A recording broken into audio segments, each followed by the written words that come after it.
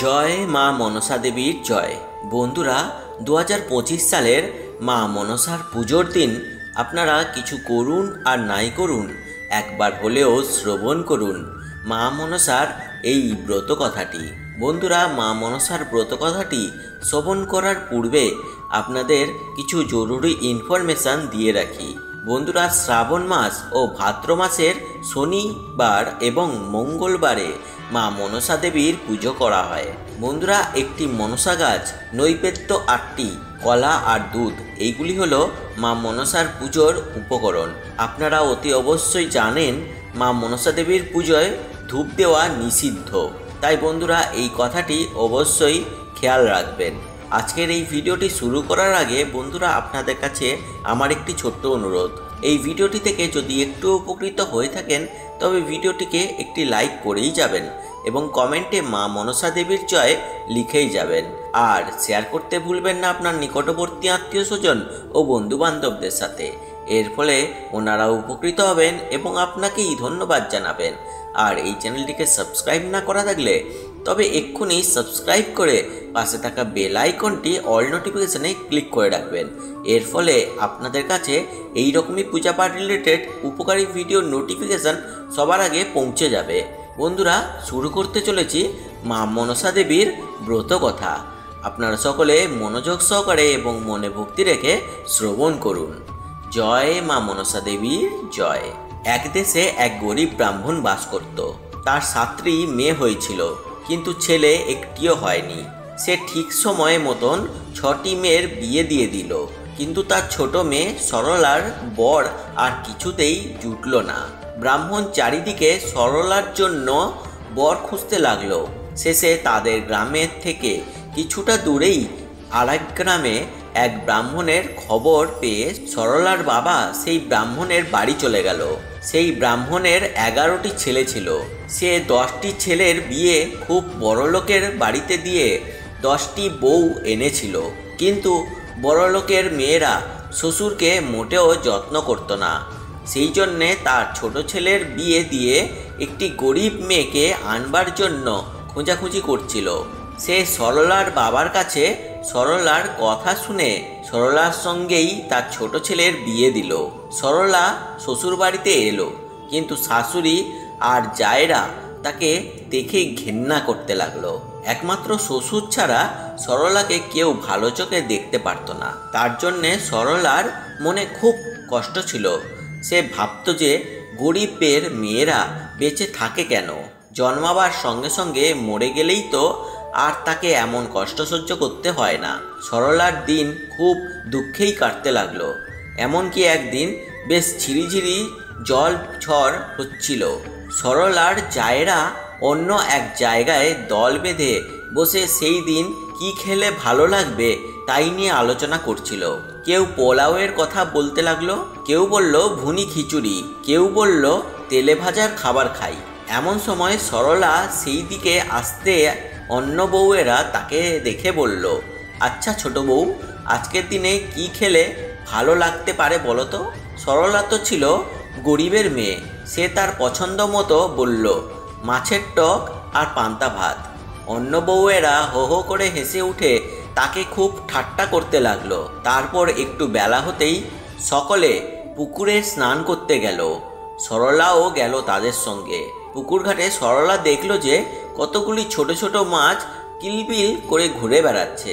সে তার গামছা পেতে মাছগুলিকে ধরতে লাগলো। তা দেখে আবার জায়েরা খুব ঠাট্টা করে বলল, ওই দেখো ছোট বউ মাছের টকের ব্যবস্থা করে ফেলেছে, আর পান্তা ভাতও ঘরে আছে। ওর আর কোনো ভাবনা রইল না। পুকুর ঘাট থেকে এসে সরলা একটা ছোট্ট হাঁড়ির মধ্যে মাছগুলিকে ঢেলে রাখলো, কিন্তু কিছুক্ষণ পরে দেখলো সেই মাছগুলি মাছ নয়, সব সাপের বাচ্চা। সরলা কাউকে কিছু না বলে সাপের বাচ্চাগুলিকে দুধ কলা দিয়ে পুষতে লাগলো। সাপগুলি ছিল মা মনসার ছেলে। তারা একটু বড় হতেই মা মনসার কাছে স্বর্গে চলে গেল। তারা তাদের মাকে সরলার দুর্দশার কথা সব জানালো।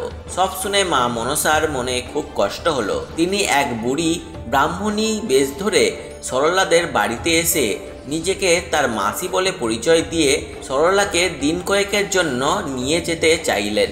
শ্বশুরবাড়ির লোকেরা কোনো আপত্তি না করে সরলাকে সেই বুড়ি ব্রাহ্মণীর সঙ্গে পাঠিয়ে দিল। বুড়ি ব্রাহ্মণী তখন সরলাকে নিয়ে এক নির্জন বনের মধ্যে দিয়ে উপস্থিত হলেন। তিনি সরলাকে বললেন, মা, তুমি চোখ বুজে থাকো, আমি না বললে চোখ খুলবে না। সরলা তার কথা মতো চোখ বুজে রইল। এমনই সময় স্বর্গ থেকে এলো পুষ্পরথ। মা মনসা সরলাকে সঙ্গে নিয়ে সেই রথে উঠলেন। অল্প কিছুক্ষণের মধ্যে সেই রথ স্বর্গে মা মনসার প্রাসাদে গিয়ে পৌঁছলো। সরলা সেখানে গিয়ে দেখলো চারিদিকে সাপ কিলবিল করছে, ছোটাছুটি করছে, কিন্তু কেউ তাকে কামড়াচ্ছে না।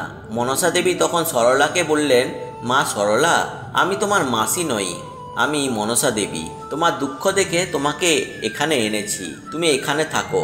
আজ থেকে আমার পুজোর জোগাড় করো, আর তোমার ওই ছোট্ট ছোট্ট ভাইয়ের অর্থাৎ আমার ছেলেদের এক বাটি করে গরম দুধ করে খাইয়ে দিও। আর একটা কথা জেনে রাখো যে ওই দক্ষিণ দিকটায় কখনো যেও না। সরলা মা মনসার সব কথা মেনে নিল। স্বর্গে সরলার দিন বেশ আনন্দেই কাটছিল। হঠাৎ একদিন মা মনসার বারণ দক্ষিণ দিকটা তার দেখবার ইচ্ছে হইল। সে দক্ষিণ দিকে গিয়ে দেখল যে মা মনসা নাচছেন। নাচ দেখতে দেখতে সরলা ছোট ভাইদের জন্য গরম দুধ করার কথা একেবারেই ভুলে গিয়েছিল। হঠাৎ মনে পড়ায় ছুটে এসে দুধ গরম করতে লাগলো। এর কিছুক্ষণ পরেই তার সাপ ভাইয়েরা দুধ খেতে এলো, কিন্তু দুধ তখনও জুড়ায়নি। গরম দুধ খেয়ে তাদের মুখ পুড়ে গেল। তারা সবাই সঙ্গে সঙ্গে গিয়ে মাকে সব জানালো আর বলল যে ওকে আজ ছোবল মেরে ফেলে দেবো। কিন্তু মা মনসা বলল, না, তা হবে না, বরং ওকে এক গা গয়না পরিয়ে ওর শ্বশুরবাড়িতে রেখে এসো। শেষে তাই হলো। সরলাকে এক গা গয়না পরিয়ে তাকে তার সাপ ভাইয়েরা তার শ্বশুরবাড়িতে নিয়ে এলো। সরলার গায়ে এক গা গয়না দেখে তার জায়রা আবার খুব ঠাট্টা করে বলল, এক গা গয়না পরে কত ঢং দেখায়।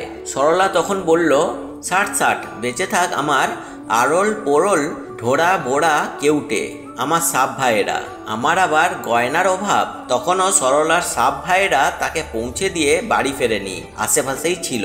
তারা সরলার কথা শুনে স্বর্গে গিয়ে তাদের মাকে সব বলল। সব কথা শুনে আবার মা মনসা দেবী সরলাদের বাড়িতে এলেন।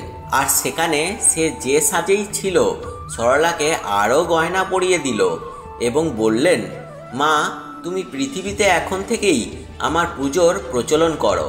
আমি বাস করব ফণি মনসা গাছে। দশহরা আর নাগপঞ্চমীর দিন এই গাছের ডাল এনে বাড়িতে পুজো করো। প্রত্যেক বছর ভাদ্র মাসের শনি ও মঙ্গলবারে আমার পূজা করে পান্তা ভাত ভোগ দিও, তাহলে কখনোই সাপেদের ভয় থাকবে না।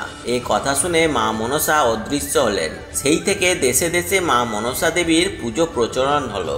বন্ধুরা, এই ব্রতের ফলে আপনারা শ্রাবণ ও ভাদ্র মাসে মা মনসা দেবীর পুজো করলে বাড়িতে কখনোই সাপের কামড়ের কোনো ভয় থাকে না। আশা করছি বন্ধুরা আপনারা এই ভিডিওটি থেকে অনেকটাই উপকৃত হলেন। তাই বন্ধুরা এই ভিডিওটিকে অতি অবশ্যই একটি লাইক করেই যাবেন এবং কমেন্টে জয় মা মনসা দেবীর জয় লিখেই যাবেন। আর শেয়ার করতে ভুলবেন না আপনার নিকটবর্তী আত্মীয় স্বজন ও বন্ধু বান্ধবদের সাথে।